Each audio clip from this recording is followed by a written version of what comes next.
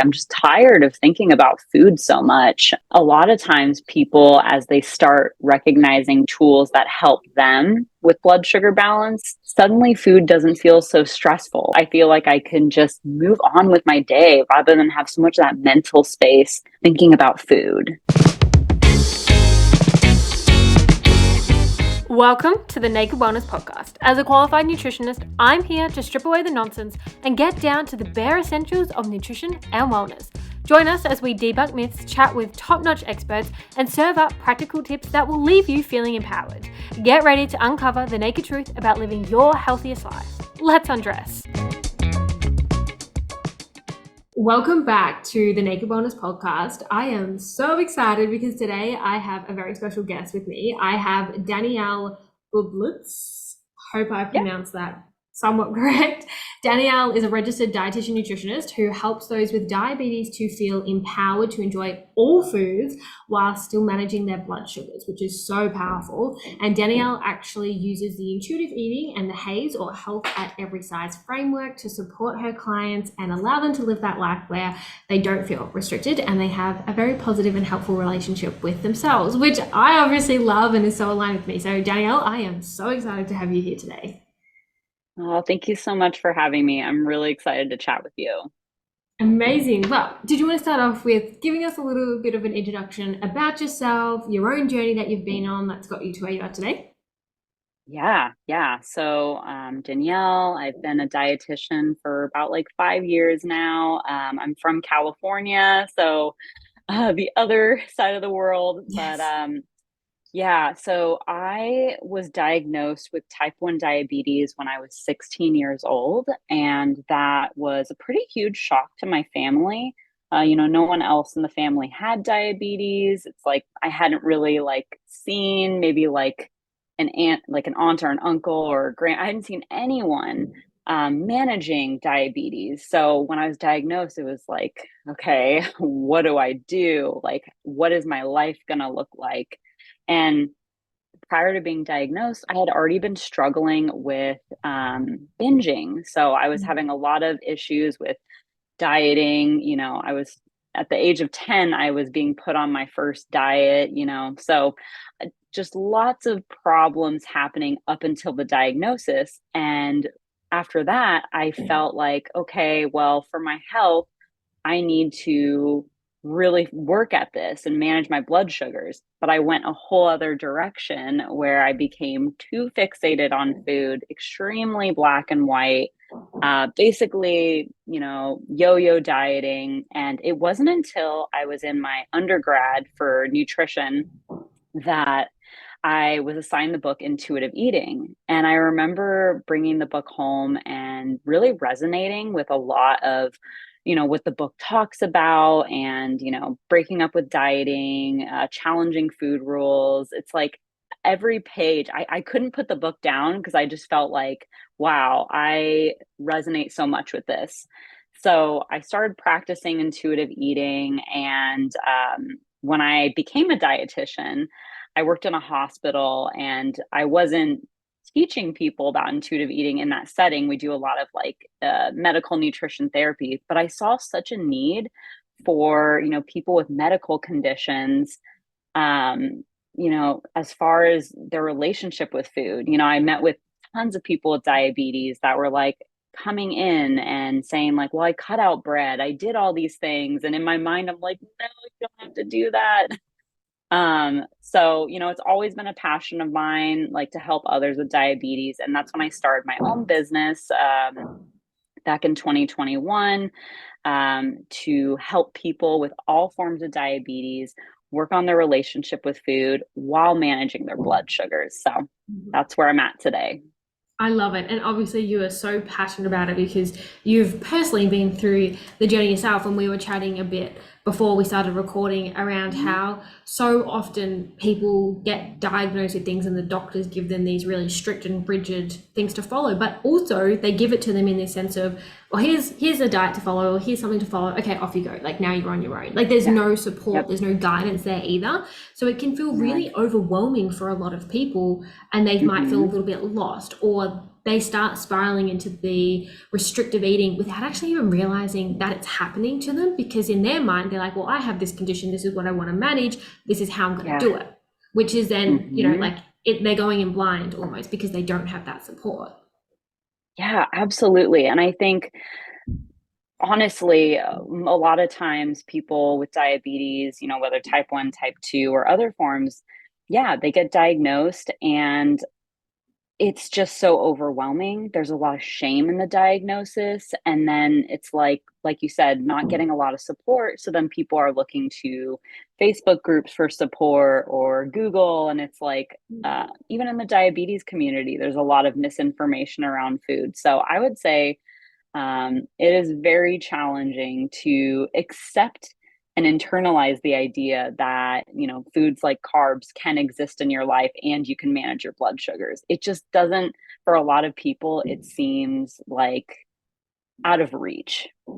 Yeah. And so, did you want to talk about that and how you actually guide your clients into finding that balance with these foods? Because you're so right. So many people probably sitting here listening to this being like, yeah, right. Like, all I've heard my entire life is if you have diabetes, you have to cut out the carbs or the sugars, right? So, how do you Hmm. actually go Hmm. about this of allowing people to incorporate everything and to not have that restrictive mindset around food anymore whilst managing diabetes and their blood sugars?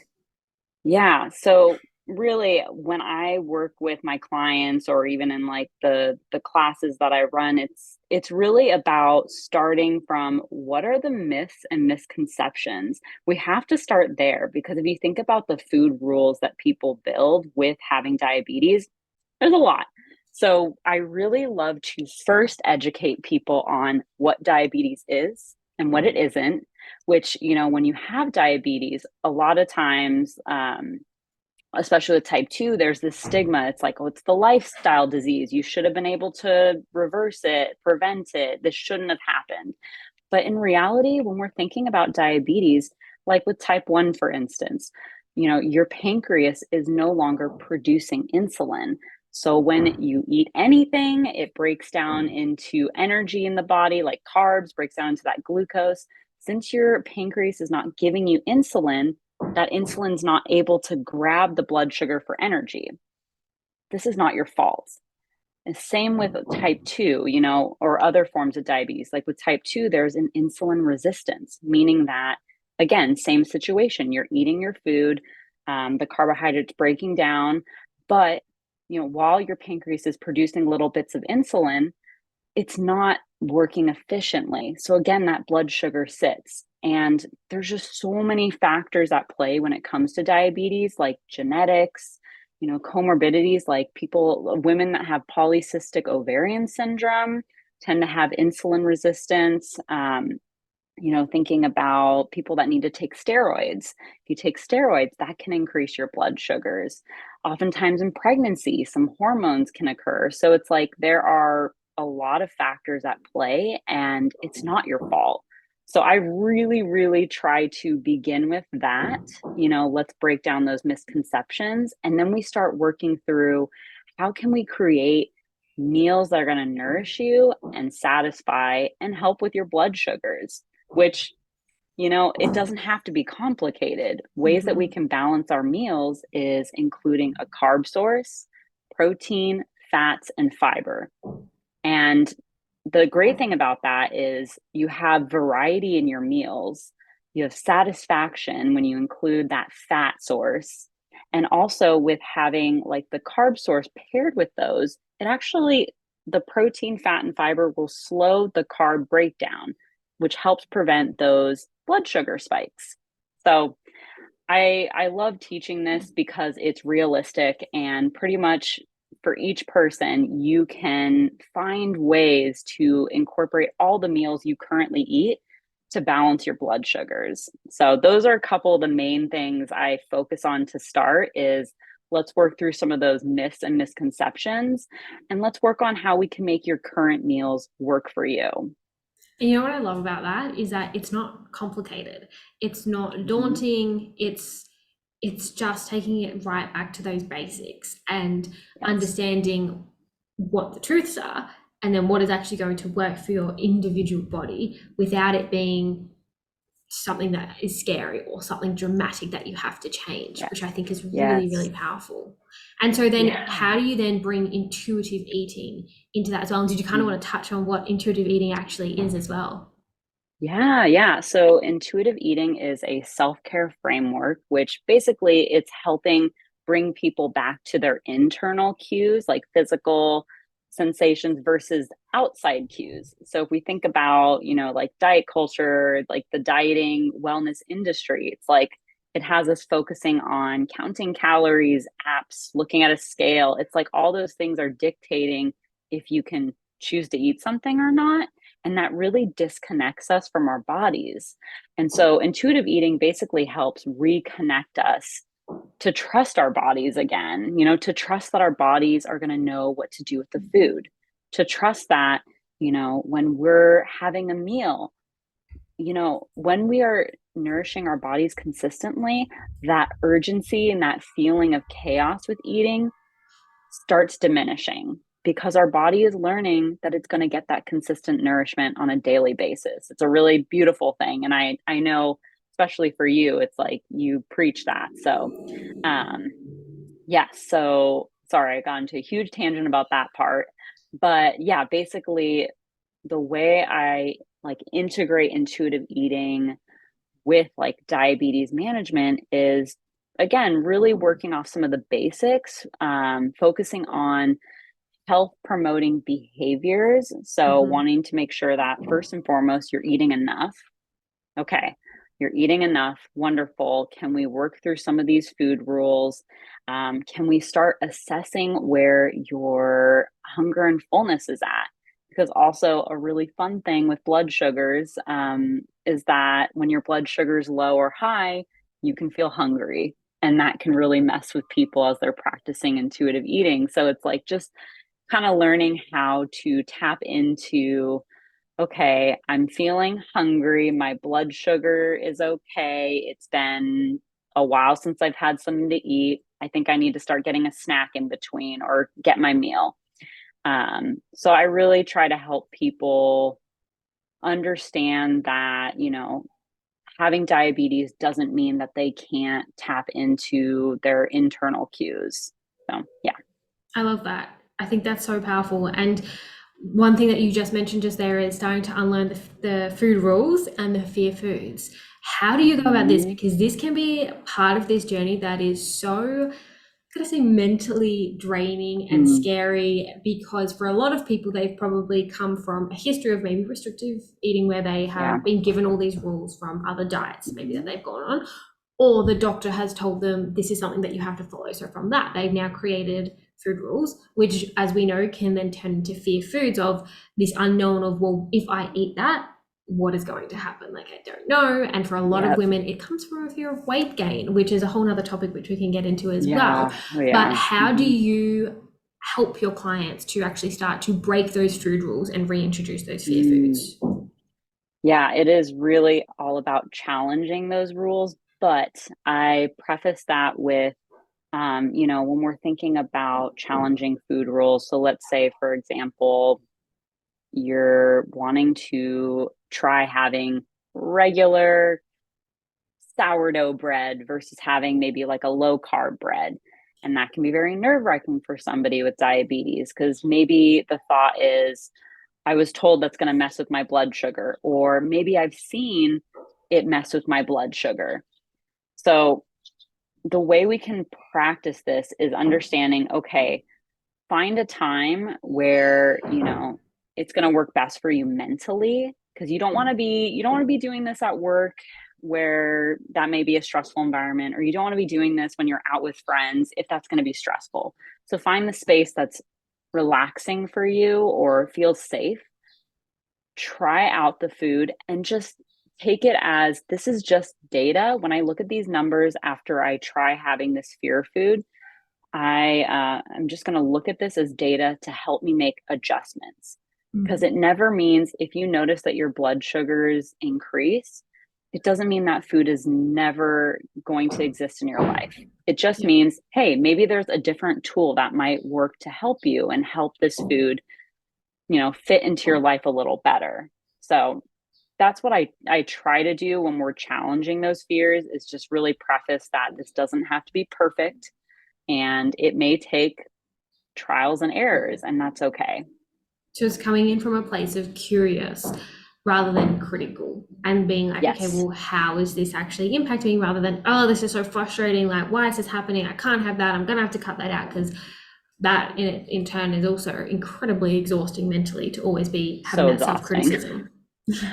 So incredibly exhausting. I feel like I've had clients tell me that as well. It's just like, I'm just tired of thinking about food so much. And one of the beautiful things is that a lot of times people, as they start recognizing tools that help them with blood sugar balance, suddenly food doesn't feel so stressful. I mean, I Mm-hmm. shouldn't say suddenly, because it can take a lot of inner work and Yeah. all that, but it's like when that clicks, it's like, okay, I don't feel so nervous. I feel like I can just move on with my day rather than have so much of that mental space thinking about food.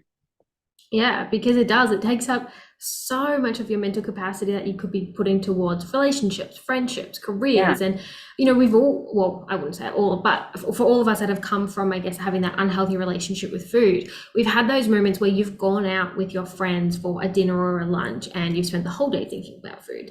And then you're sitting Mm-hmm. there at the dinner trying to read the menu, and it's all you can think about. You're thinking about what you've had Yep. before going, what you're Yep. going to have after going, what you're going to have tomorrow, what are you going to order, that you're actually not even Mm-hmm. present with the people that you are there with. And it's Yep. taking you away from creating those core memories and being right then and there with the people that matter Mm-hmm. to you most. And like, it's actually not how life is meant to be lived. Like, we are not meant to live where food is the one in control over us. We get to be the ones in control over food.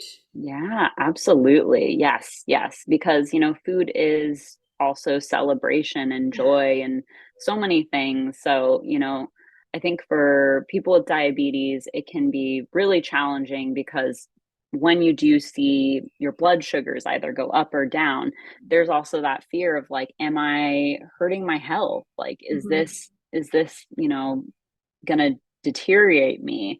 I think that also comes into play with how doctors talk to patients. Yeah. And, you get diagnosed and they tell you your foot's going to get amputated. It's like, yeah, you're scaring people. And a lot of people with diabetes live a perfectly healthy, long life, I should say. So I think being able to integrate intuitive eating and help people find those tools can add to the quality of your life. Mm-hmm. 100%. And so, as we touched on earlier, for a lot of people, reintroducing all of these foods can be quite intimidating for them. For a Hmm. lot of Hmm. women, as you said, like, it's with women with diabetes, it's, well, what is this going to do to my blood sugars? But then also, as women, we have this underlying fear of weight gain. I don't know what this food is Hmm. going to do. And again, this is life experience that we've had, which have created these core beliefs. Now, how do you address this with your clients who have that fear of gaining weight, but still wanting to have that positive relationship with food as well? And that's a barrier that's currently stopping them from getting there. Oh, yeah. Yeah. That's such a good question. Because I think society in general just upholds this, ideal that like a thin body is equal to a healthy body. And in reality, like what we understand is health is so much more than just body size. Um, Health is multifaceted, and we have to really look at the bigger picture.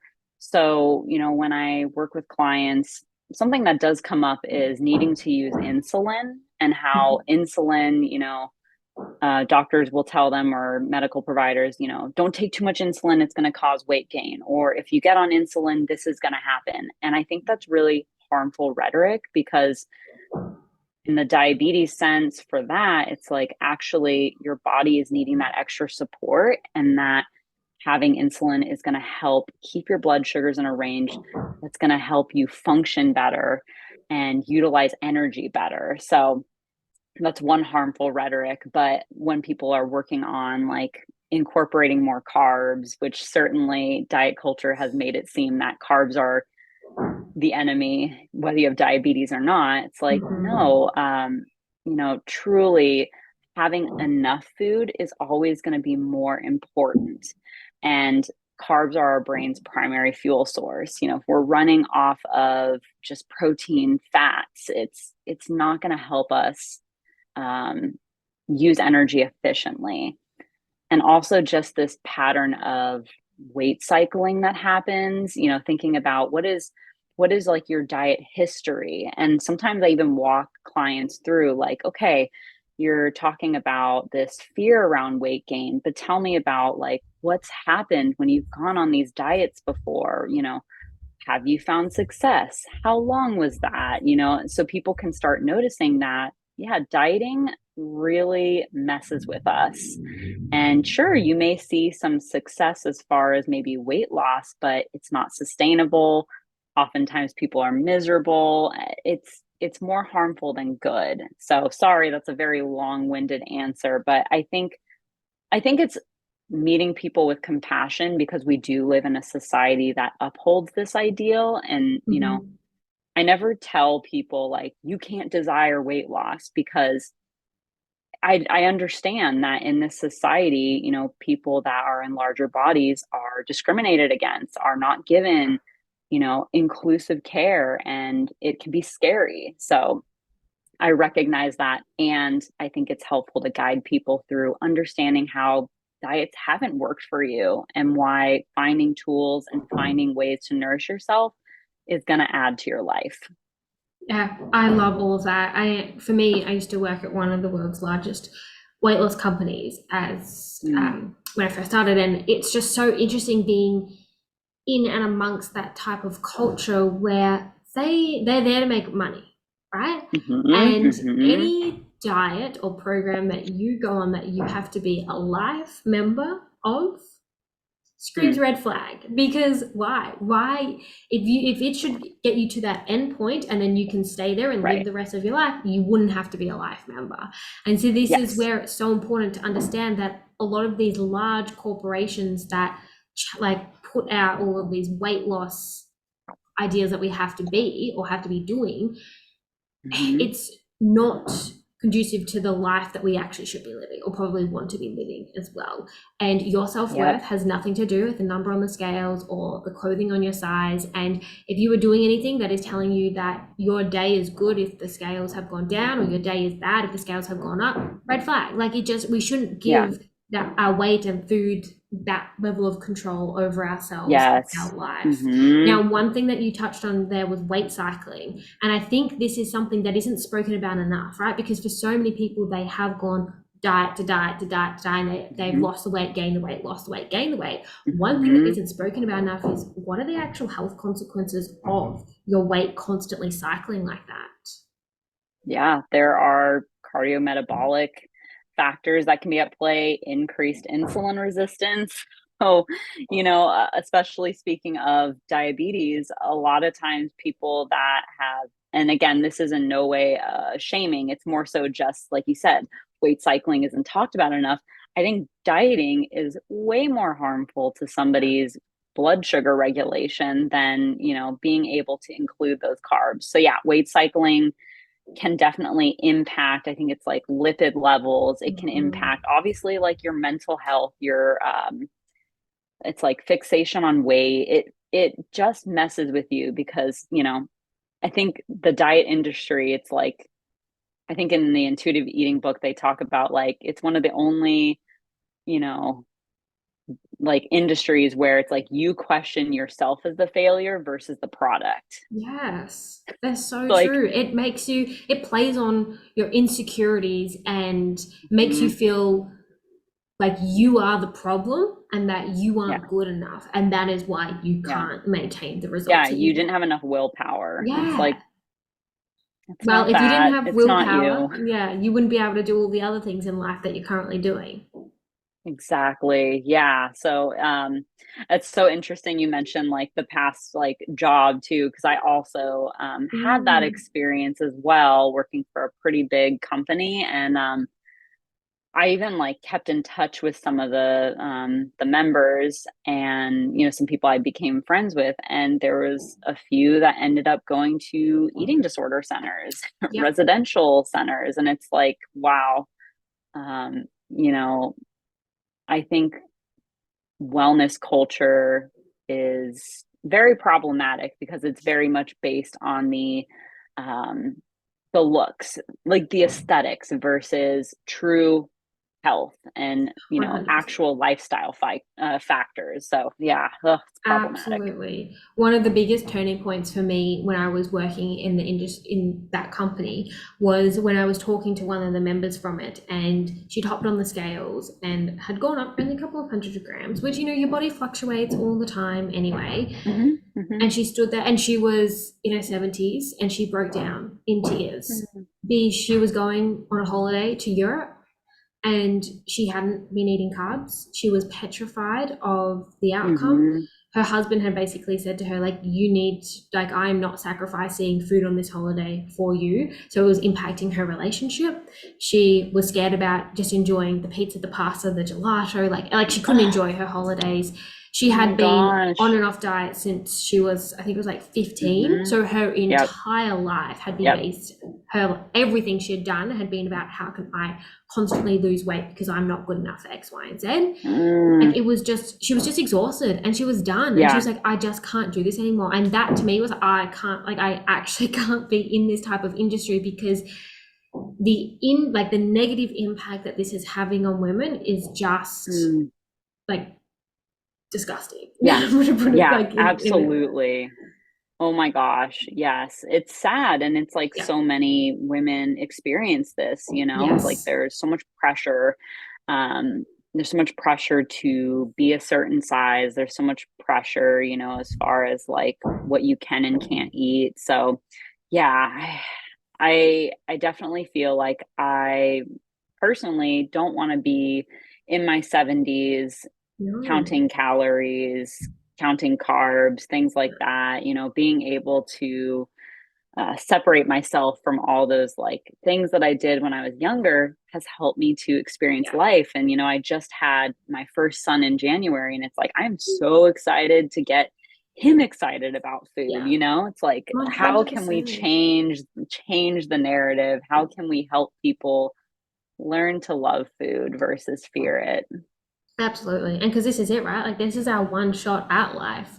We don't get to Yeah. come back. We don't get to take two of this. So you don't want to be missing out on all of those amazing opportunities. Like, with you and your son, like going, grabbing ice cream after school when he's a little bit on, Yeah. like just like Hmm. random Hmm. spontaneous events like Oh that, that yeah. then become those core memories.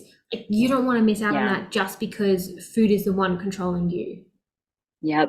Yep. I 100% agree. Hmm. So, talking about like these unrealistic beauty standards that we actually have in the world that we live in, Yeah. how do you go about helping your clients move to a place where there is a little bit more self acceptance or that body positivity and almost put on like blinkers or blinds to the societal norms that are constantly pushed on us? Mm. It's super challenging. Yeah. I can recognize that, people come from different places. A lot of women have dealt with, weight stigma, terrible experiences with medical teams, things like that. So really holding space for them that Yeah. what they've gone through is so hard. And also thinking about, how can I help you find some gratitude towards things that your body is doing for you? And, maybe we don't need to be at a place where we love our bodies, but even Hmm. just feeling neutral, or maybe, feeling like some acceptance towards certain aspects of our body is like a first step. And I always suggest therapy. Like, there's a lot of really great like body image therapists, and for people that have a lot of trauma around their Mm-hmm. body, I think that's another really helpful resource too. Mm-hmm. Um, yeah, so I think it's learning little ways to practice gratitude, being able to separate from, again, some of those external factors. Like if you find yourself body checking a lot, Yeah. I have worked with people where it's like, okay, that mirror in your room, we're putting a sheet on it.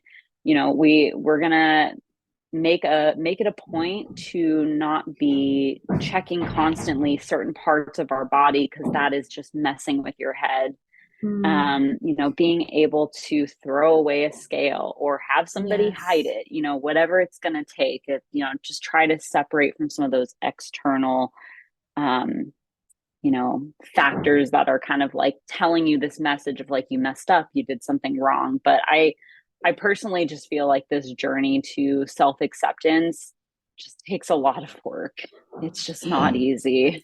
No, and it's not an overnight fix either. And I think one of the Yeah, key things that you mentioned is that you might never get to a point where you actually love every single part of your body, and it's actually okay, but you can still have self acceptance even if you don't like hmm 100% love it. And I think that is that important ground that we need to let everyone know about, is that this idea of, oh my god, you love every part you said in the mirror, like, I love this, I love that, I never want to change anything. It's not realistic for a lot of it's women. not Like, we all have our realistic. No. demons, and that's Oh like yeah. totally fine. That's life. But hmm you can hmm still stand in the mirror and still accept what your body actually does for you every single Yeah. day. And when you're going through this journey of moving towards that self-acceptance and that body positivity, there's this like uncomfortable ground that you go, that is that body neutral, like, and you're just neutral. Yeah. You're not positive, you're not negative, you're like, okay, like hmm my body just hmm is what it is. And I found in my journey that was probably one of the most uncomfortable periods to be in, because you're like, this Yeah. feels weird. Like, I've gone so Yeah. many years I don't have putting an myself opinion on down. this. Yeah, it's like I just feel Yeah. like it's my just my body. And then once you Yeah. transition through that and you're like, oh, actually, you know what, like, I do accept this about my body, or I understand that my body shows up for me every day, or it allows me to achieve X, Y, and Z, and you start to view it in a different light. And this Yeah. isn't to say Yeah. that I truly don't believe, and I mean, maybe there is somebody out there, and hats off to them if there is, where somebody can get to a point where they feel positive about their body every single Oh, day, no. all the time. No. If they're No, there, no. great. But like, Yeah. you and I, both of us probably even still have those days where you just Oh, don't yeah. feel 100% Mhm. in your body, or you like those intrusive thoughts come back in. Oh, And yeah. it's not a terrible thing that it happens, but you just actually have a hmm toolbox to go to know how to navigate your way through it, so it actually then doesn't impact food choices, exercise. Like, it doesn't, you don't let it Yes. control the rest of your day, hmm and you can move past it, which is really important. Totally. Yes, I 100% agree with that. And yeah, I think every day is gonna be different. Mm-hmm. Um, I even recommend to, like, for a lot of clients, like with going to the doctor's office, asking to not be weighed or asking for a Yes. blind weight. Because I think if we're thinking about like medical conditions and doctor visits, like that can be a Mm-hmm. very triggering event. If you're somebody that's like working on feeling more neutral in your body, you go to the doctor's office and that can just totally mess with your mind the rest of the day. So yeah, I agree with you. I think it's definitely a journey, and to feel neutral or maybe to have that acceptance doesn't mean that all of a sudden every single day you're just like in love with your body. There's going to be times where you look in the mirror and you're not feeling it, and like what you said, it's like it's reminding yourself that my body still deserves food, my body still deserves to enjoy this day, to show up for me. So Mm-hmm. yeah, I love that you said that. Yeah. And when you think about a car, for example, this is an analogy that I use with so many of my clients. If you hopped in your car and the tank was empty, you would never expect it to get you from point A to point B. You'd go fill it up. Mhm. Yet for Mhm. so many years, for so many women, they've woken up underfueled that day, they're going to underfuel again, and the next day, Yeah. yet they still expect their bodies to function at its Yeah. optimal Yeah. level. Like, they expect it to think Mhm. clearly, to have good energy, to not need a Yeah. nap, to digest the food properly, not get bloated. Like, Yeah. and when you actually Yep. think about all of these expectations that you put on your body, yet you're actually not giving it the fuel that it needs to meet those expectations, it makes you realize that, like, the respect isn't actually going both ways. And when you can let go of all of these diets, when you can fuel adequately, when you can go back to basics and, what you said earlier, like, balance those meals in a way that's mentally satisfying but meets all of the nutrition Mhm. needs that you actually need, it allows you to respect your body to a whole new level. And in turn, your Mhm. body then actually starts to respect you back as well, which is just such a Yeah. beautiful relationship to have with yourself. Totally. Yeah, and it's like fed is always best. Yes. I think about like um even when people, working through like diabetes and intuitive eating, it's like when you start getting tripped up over like, oh, well, this meal isn't perfectly balanced. It's like, listen, this is a great tool. It's not the Hmm. only tool. There's other tools for blood sugar management. Like something I love talking about is sleep, making sure you're getting enough rest, because when you're getting greater than 7 hours of sleep, it actually can help increase insulin sensitivity. Wonderful. And it's restorative and helpful for you mentally. It's like beautiful. Movement, finding movement that is enjoyable and accessible for your body, no matter what it is. It could be cleaning your room, it could be gardening, it could be going to the gym, whatever you like. Any form of movement is going to be beneficial for Hmm. blood sugars. So it's like just like with body acceptance, like having that toolbox. I think of it the same with blood sugars. You have a toolbox. Mm. So things don't have to be one way all the time. There's a lot of flexibility, and that flexibility is important so that you don't feel like if something doesn't go exactly the way you thought it would, you didn't have time to put a meal together, doesn't mean that you've totally messed up. Yeah. There's other things you can be doing. So, yeah. Well, it's not black and white, right? Like it's not this all or nothing. Food doesn't have to be, or your health doesn't have to be this rigid way. Hmm. Also, what you said, it's so important for us to zoom out and be like, there are so many other parts of our health: sleep, like you Yeah. said, movement, water. It's when it Hmm. comes to health, I think people get so fixated on the food and the Yeah. exercise part that they forget about Yep. self-care, sleep, water, every other Self-care. aspect. Yeah. Yeah, which is such a big part of all of it. Yes. Yes. I think in general, I think the like diet culture has complicated so much with health, because in reality, like if we were able to step back and think about what are things I can add into my life versus what am I taking away, it's Hmm. a much more sustainable approach. Yeah. It feels more of something that's going to work for you on a consistent basis versus going back to like all the dieting. It's like you're told to remove something, you're told you can't have things, you Hmm. have to track, you're disconnected from your body. It's like all of it is not intuitive. It's not working in a way that is conducive for a long term. It's really just meant for a very short term because people get burnt out. No Yeah. kidding. Like you said, empty gas tank. So Yeah. yeah, that's why I love getting to like integrate intuitive eating with diabetes, because it just opens up that perspective that there are a lot of ways we can practice food freedom and balance our blood sugars. Absolutely. And yeah, that it's not just this one path for the rest of your life Hmm. that's going to feel restrictive. And because, like we said at the start, for a lot of people, when they're first diagnosed, it's probably like, oh my God, like, Yeah. what am I going Yes. to do about all of this?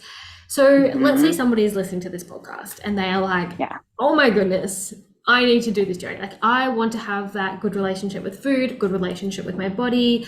I want to be able to balance my blood sugars and not feel restricted anymore. What is that very first place or step that they Mm. have to start this journey, or what you recommend they Oh. start? So I would recommend, oh, it's such a hard one because I feel like it's going to be different for each person, but I would say maybe I'm going to give you two Go for it. things. Um, One, you could pick up the intuitive eating workbook. I like that because it gives you some practical ways to kind of like look through again, some of the dieting rules you might have. I like workbooks, and it's something Yes. that I use with clients all the time. So the book is great too, but I just like the applicable part of doing the Yeah. workbook. So that would be one suggestion. The other would be maybe even like seeking out somebody that focuses on intuitive eating. There's Hmm. so many providers, like yourself, myself, it's like with different areas of specialty. And it's like seek out somebody that can help you along that journey, because it's not easy. It's not easy to break down years and years of dieting, years and years of focusing on restriction. So I Mm. think having that support and then maybe even the applicable workbook can be great. Yeah, I agree with both of those. And that support is just such a crucial part of these journeys as well because everyone's different. Like your life Yeah. experiences that have got you to where you are today, your current life and how that works, and your Hmm. body. It's just so different. And another reason why diets don't work is because they try and get you to morph yourself and your life into what they're promoting, Yeah. which is so Yeah. unsustainable for so many people. Yeah. Whereas when you can Absolutely. work with somebody that looks into your body, your life, it then Yeah. allows you to Individualized. exactly, it allows you Hmm. to create everything that you need to create that's structured for you, which is actually going to be sustainable and maintainable. And it's just going to become this natural habit that feels as easy as brushing your teeth twice a day, every day. It's not this constant thought or this constant effort. Hmm. You then Yep. don't end up burnt out from it either, which is powerful.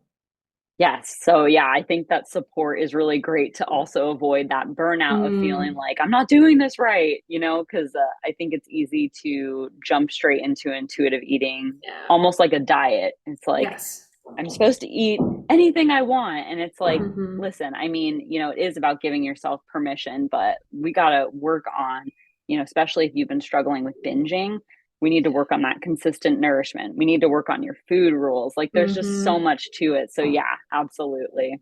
I think that's one of the most common myths I reckon around intuitive eating is people are like, well, if I just remove all these food rules, I'm just going to spend the whole day eating chocolate chips, donuts, like everything and anything under the sun. Hmm. And it's like, you actually won't. Like, I Yeah, get the you fear, actually won't. 100%, but it's not going to happen like that. Sure, the desire might be Hmm. stronger to start with, but the more that you allow yourself the freedom to have all these Hmm. foods, it's no longer forbidden fruit anymore, which means that the desire isn't there as Yep. strongly, which is Hmm. really powerful to move through that. Absolutely. Yeah. That was definitely my like aha moment because I was that person like there's just no way. And then as I was doing some habituation with food, I was like, whoa, wait, do I just need to eat consistently? Wow. That's Yeah. amazing. And so having that support then helps that, right? Because your mind then also second guesses and it's like, am I in too much? Maybe this is right, maybe this is not right. And so that's where that Hmm. support comes in to just guide you through that. And I cannot tell you how many clients I've had start that have been like, oh, I've tried to do this by myself for like 4 years now, and I just keep ending up back to the start because they didn't have that support. They didn't have that guidance to be like, yes, you're on the right track, or keeping them accountable or adjusting what needs to be Mm, adjusted because subconsciously their brain is keeps pushing them back to that comfort zone, even though they don't like the outcome of it. totally. Yeah. So I definitely think that support can be great. Mm-hmm. And if that's not within like your budget or means, it's like, definitely pick up the intuitive eating workbook because I Yes. love the prompts in there. I think those are great podcasts, listening to different Yes. podcast episodes. Those are all great places to start. I agree. Now, I have some quick fire questions for you. Are you ready for these? Yes, I think. Yes. What is one thing that you must do every morning to set your day up? For me in particular, I have to have my breakfast and I have to have my coffee. Yes, love Coffee it. is like a must. Yeah, I don't go longer than 2 hours of waking up without my coffee. So Love it. that, yeah. What is one thing that everyone can do every day to improve their life? So sleep routine, making sure that Mm, you have a way to decompress and increase your quality of sleep. It will really enhance your life when you get a little bit better sleep. amazing. I love that. What's your favorite quote and why? Okay, my favorite quote, there's a little backstory. I am obsessed with Julia Child. Mm, Um, my bridal shower was Julia Child themed. So the quote is find something you're passionate about and keep tremendously interested in it. And I feel like for me, that is, what I do now, helping people with diabetes make peace with food and manage their blood sugars. Like, I felt like for myself, I had such a hard time after my mhm. diagnosis. Um, and I really just didn't understand that there were so many tools and things that I could be doing to manage my blood sugars without having to go keto or having to cut certain foods out. So, um, I love this quote because I definitely feel like even though I wasn't sure, navigating my own relationship with food, it's like once I started unlearning and was more in tune with my body, I was like, this is it. I need to help people understand that their lives don't have to be always in a diet. I love that you have found that passion and you're creating such a safe space for so many other people to come to work through everything as well. Now, one question that I love to ask all my podcast guests is, in the distant future, when you're looking back at your life, what do you think will be one thing that you will actually be most proud of? And this could be something that you have already achieved, or it could also be something that you're hoping to do in the future. Mm. Yeah, I mean, truthfully, with this business, I feel like I would love to see, my business, Food Freedom Diabetes, just be a space of continued community and support for people with diabetes to understand that they don't need to go through restriction or focus on weight loss to live a full life and manage their blood sugars. I feel like it's a repeated message that I've said like throughout this podcast, but it's like so many people with diabetes just suffer and struggle and just throw their hands up in the air. Like it's just, there's no way. There's just no way I'm going Mm. to be able to manage my blood sugars. And so being able to provide that space where people see like it is possible and it doesn't have to be so restrictive is just very important to me. So I hope to see that continue to grow. Yes, I love it. I think what you're doing is just so powerful and absolutely amazing. Did you want to tell the audience if you have anything coming up that's exciting for them and where the listeners can go to find you? Sure. Yeah. So you can find me on my Instagram, Food Freedom Diabetes, and I actually have in the next couple of weeks, I have a 6-week class called Diabetes 101. Super excited about it. It Yeah. is a weight inclusive class that's going to go through a lot of the fundamentals around diabetes, blood sugar management, without a focus on weight loss or restriction. So, if that's something anyone's interested in, that is going to be starting September 12th. Exciting. That sounds so cool. I will put Yeah. the all the direct links to everything in the show notes so that all the listeners have easy access to go over and follow you and follow along, maybe sign up to the that class because it sounds so powerful. And Thank you. obviously you share so much over on your socials as well. So a great place for people to go and connect. Yes, thank you so much. Yeah, I'm super excited about it, and I'm pretty active on Instagram, so feel free to just check out that if that fits best for you. Amazing. I love it. Well, thank you so much, Danielle, for coming and sharing everything that you have today. I think today's conversation has been so powerful, and I know that it's going to land with so many of the listeners. So thank you so much. Oh, thank you again. I super appreciate it. What an incredible episode today with Danielle. It was absolutely amazing chatting about this conversation. If you know somebody who is currently struggling with diabetes or is wanting to start to intuitively eat or heal their relationship with both food and their body, then definitely send them this episode because I'm sure that they will be able to get some golden nuggets from it. I absolutely love connecting with all of you over on my Instagram, which is KJ Wellness with 3 S's. So head over there and let me know your key takeaway from today's potty app. I will chat with you all in the next episode very soon. Until then, you take care. Bye.